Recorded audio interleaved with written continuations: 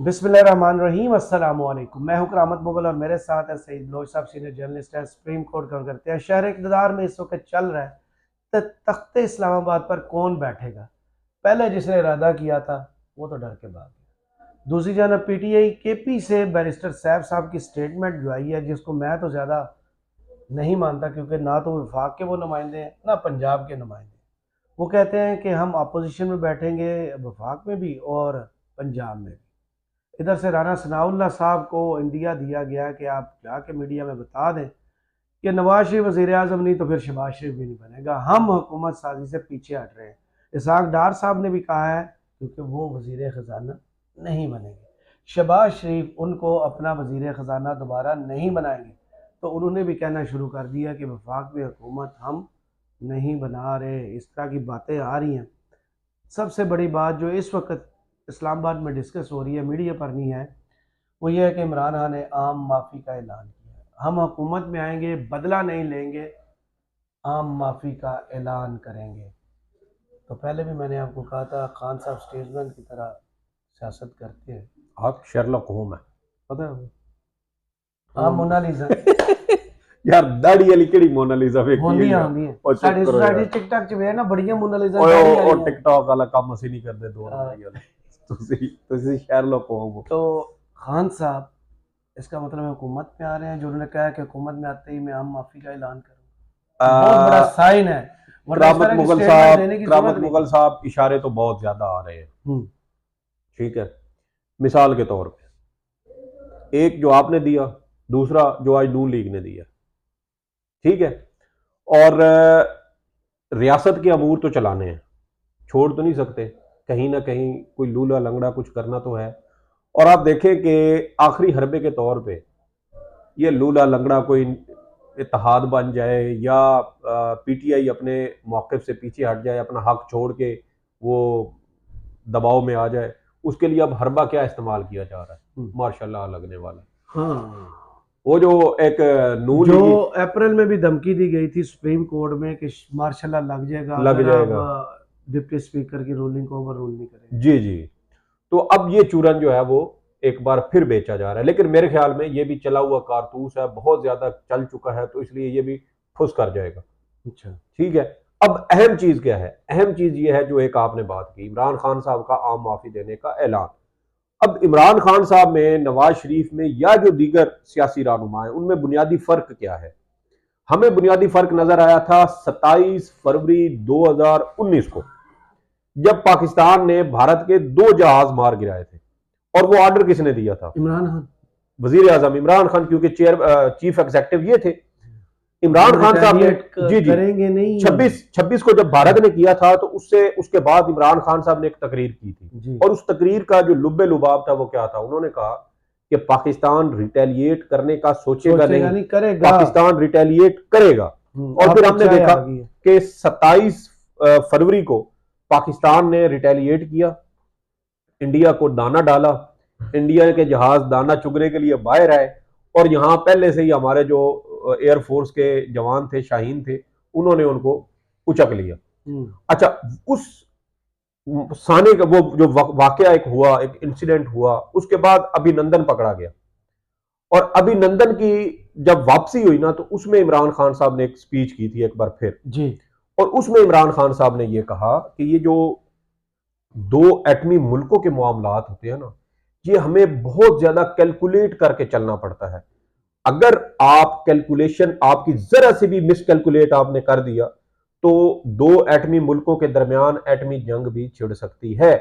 और उन्होंने कहा कि मैं ये चाहता हूं कि पाकिस्तान और भारत अपने वसाइल बेरोजगारी के खात्मे के लिए इस्तेमाल करें, क्योंकि हमारे खित्ते में बेरोजगारी भारत में भी है, पाकिस्तान में भी बहुत ज्यादा है।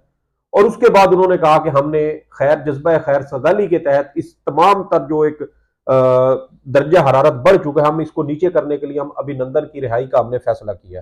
और इमरान खान साहब की उस तकरीर को भारत में क्या नाम दिया गया? Statesman speech. समझ आई? और समझ आ गई। जी जी, स्टेट्समैन की स्पीच जो है ना, उससे पहले किसका, चर्चिल के बारे में जिक्र किया जाता था। तो इमरान खान साहब सियासी कद काठ में कहां पे जाके खड़े हुए? विंस्टन चर्चिल के साथ।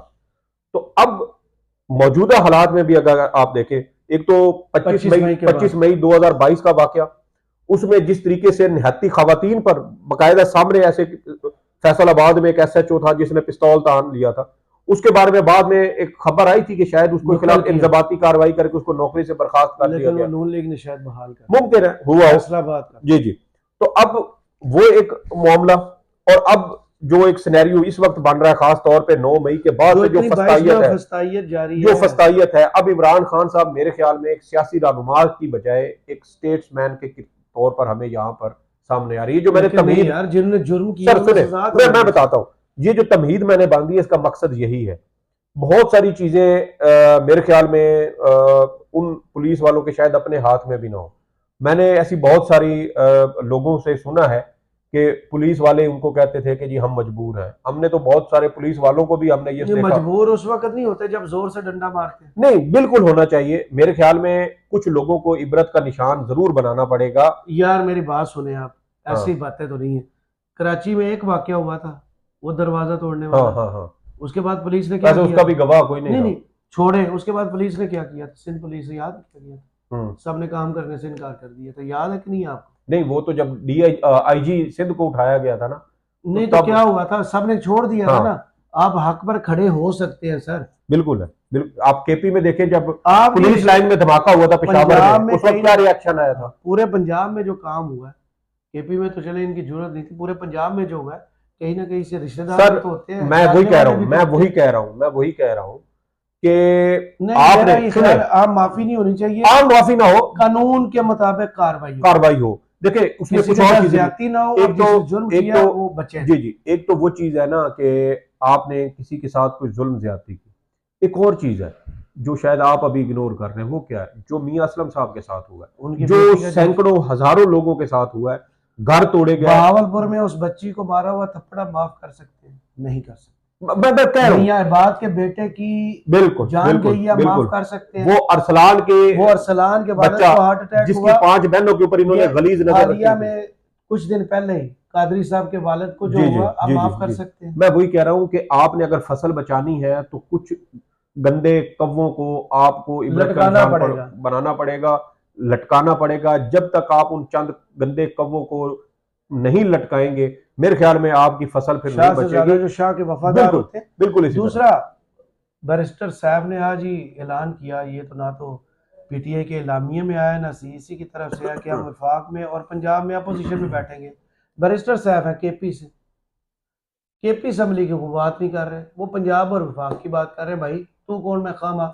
बैरिस्टर गौर ऐलान करे, रऊफ हसन ऐलान करे, कोर कमेटी ऐलान करे। यार मेरे ख्याल में, मेरी जो दानिस्ता, हो सकता है मेरी अपनी ये ऑब्जर्वेशन गलत होगी। जी, मुझे पता है आपने वैसे गलती होगी, लेकिन आप ये बात मानते हैं कि हमारी जो ऑब्जर्वेशन या जो एनालिसिस हम देते हैं, अल्हम्दुलिल्लाह वो सर नहीं, मैं चौड़ा नहीं होता, नहीं, हमारी कई खबरें, कई एनालिसिस हमारे अल्हम्दुलिल्लाह दुरुस्त साबित हुए हैं। और मुझे अभी पता क्या लगता है, मेरी अपनी जो राय है वो ये है कि पीटीआई अपनी असल हिकमत अमली किसी को उसकी भनक भी नहीं पड़ने देना चाहती। बिनक या जो भी, आप खुद ही लुगत को ठीक करते रहे, जेर जबर पेश खुद करें। पीटीआई मेरे ख्याल में अपनी उस असल जो उनकी एक पॉलिसी है ना, वो उसको छुपा रहे हैं। और उसकी वजह ये है कि ये जिस तरीके से 5-6 एक एट अ टाइम मुख्तलिफ हमारे सामने मौक़िफ़ आ जाते हैं ना, शायद इसकी वजह यही है कि उलझाव पैदा किया जाए। न पीपी को पता चले, न नून लीग को पता चले, न मौलाना को पता चले, न एस्टेब्लिशमेंट को कोई इस हवाले से कोई वाज़ेह कोई चीज पता हो कि असल है क्या। और मैंने इमरान खान साहब का जब से रिजीम चेंज हुआ उसके वक्त से लेके मेरी ये राय है कि इमरान खान साहब ने 9 मई तक, जब ये 9 मई का वाकया हुआ, उसके बाद तो बहुत सारे लोग पार्टी से अलग हो गए। 9 मई के वाकये तक इमरान खान साहब ने ना असद उमर को अपनी असल हिकमत अमली बताई, ना परवेज खटक को बताई, ना उसने किसी दूसरे तीसरे बंदे को बताई। वो सिर्फ मुराद सईद को भी मैं कहता हूं नहीं पता था। नहीं, ट्वीट्स पढ़ लिया। देखिए ट्वीट्स मैं पढ़ लेता हूं, बहुत सारी चीजें हो सकता है उनको मालूम हो, लेकिन मेरी ये राय है कि इमरान खान साहब अपने उन खिलाड़ियों को, तमाम खिलाड़ियों को, जो छोड़ गए कुछ वो भी और जो मौजूद हैं वो भी, उनको सिर्फ उतनी इंफॉर्मेशन देते थे जितना वो उनसे काम लेना चाहते थे। ज्यादा ना देते थे ना कम देते थे। उसका मकसद यह है कि कई जगहों पर आपने देखा होगा कि परवेज खटक साहब जो है ना, इस तरह की उन्होंने बातें की हैं कि इमरान खान साहब जो है वो हम काम कर रहे होते थे तो हमें अचानक फोन आ जाता था कि आप वापस आ जाए। और ਉਹਨਾਂ ਦਾ रोना ही बखरा। तो फिर इसलिए इसलिए मुझे ये लगता है कि इमरान खान साहब तमाम लोगों को सिर्फ उतनी इंफॉर्मेशन दे रहे हैं जितनी वो समझते हैं कि ये जरूरी है, और उससे ज्यादा जो भी अगर कोई हिदायत देनी हो वो ताजा हिदायत देते सबको हैं। साथ लेकर चलेंगे। चेयरमैन चीफ इलेक्शन कमीशन को रिजाइन करना चाहिए। कल की हड़ताल पे एकदम से दफा 44 आ गई। पीटी के लिए आसानियां पैदा हो रही हैं, साइन आप तो बार बार यही कहते हैं, लेकिन दफा 144 यार एकदम। वो तो आज से तो नहीं है यार, वो तो काफी पहले से है। नहीं तो जब हम हाई कोर्ट जाते हैं वहां तो नहीं होती सर तो फिर वो तो लाडलापन भी है ना सियासत रियासत का। देखे उधर नारे लग रहे होते थे। नून लीग के लोग हाई कोर्ट के सामने आके वो 8-10 लोग आते कितने हैं, कितने 8-10 ही होते वो हैं। पहले तब दर्जन कहते थे, अब ज्यादा चले है। यार दर्जन कर ले, मैंने आप 2 और बढ़ा दी चले। अच्छा नून लीग पीछे क्यों हट रही मेरे है? इतना ख्याल जोर आपने लगा दिया, वो आपको याद है वो 6 बंदों की बैठ के प्रेस कॉन्फ्रेंस, खालिद मकबूल सिद्दीकी, शहबाज शरीफ, अलीम खान, वो बीच में रखे हुए थे वो क्या शुजात चौधरी शुजात साहब, रखे आसफ हुए का जरदारी, क्या मतलब है? वो हिलजुल तो नहीं रहे थे, वो अल्लाह रखे हुए माफ थे। करे, ऐसी बात नहीं करते। आसफ जरदारी साहब। मेरे ख्याल में नून लीग, पीपी और पीडीएम की वहाँ दीगर उसमें सियासी चेयरमैन वो जमातें, भी थे सादिक सादिक संजानी साहब। संजानी, अच्छा ये इन सब ने ना वक्त से पहले फिर मिठाई खा ली। देखिए बात ये है कि इनको अंदाजा नहीं था कि ये इतने गंदे हो जाएंगे। जिल्लत और रुसवाई वो है, देखे ना, एक तो चीज होती है कि आपके घर के अंदर हर घर में लड़ाई झगड़े होते हैं ना, बहन भाइयों में, माँ बाप में भी, के औलाद में और वालदेन में भी बात बहस तकरार हो जाती होते हैं, ठीक है, बाप बेटे में होता है, माँ बेटी में भी झगड़ा हो जाता है, लेन देन पे होता है, बहुत सारी चीजों पे होता है, लेकिन वो बात घर के अंदर होती है। जब वही चीज उछल के गली मोहल्ले में पहुंच जाए ना तो फिर इश्यूज बनते हैं। अच्छा इनका मामला अगर धांधली वाला ये जो भी था वो पाकिस्तान के अंदर रहता तो शायद इनकी कुछ इज्जत रह जाती। अब वो यहां से निकल के चला गया प्रदेश में, पूरी दुनिया उसको हाईलाइट कर रही है, हर दुनिया का बड़ा मीडिया आउटलेट उसको उछाल रहा है। तो मेरे ख्याल में ये उसी वजह से दबाव में थे, इनको पता था कि हुकूमत बन भी जाए तो किसी आलमी इदारे ने, मॉनिटरी इदारे ने या किसी दोस्त मुल्क ने भी हमारी हुकूमत को तस्लीम नहीं करना, रिकॉग्नाइज नहीं करना, तो फिर इससे बेहतर यह है कि हम इस गंद में ना पड़े, क्योंकि जो पीडीएम का इनका तजर्बा था वो इनके पहले ही रुकावट बन रहा था। तो अब ये जो हालात बन रहे हैं, और आज जो मीडिया का पीटीआई ने इस्लामाबाद में किया, आलमी मीडिया को बुला के सारे शवाहिद रख दिए, अब उसका तोड़ इनके पास है कोई नहीं। नून लीग के हाथ पांव फूले हुए हैं और आखिरी हल के तौर पर उन्होंने कहा जी कि हम हुकूमत नहीं बनाते, आप खुद बनाएं। सही, बहुत शुक्रिया सईद बलोच साहब आपके तजिए का। कमेंट्स बॉक्स में जरूर बताइएगा वीडियो आपको कैसी लगी। इजाजत दीजिए, अल्लाह हाफिज़।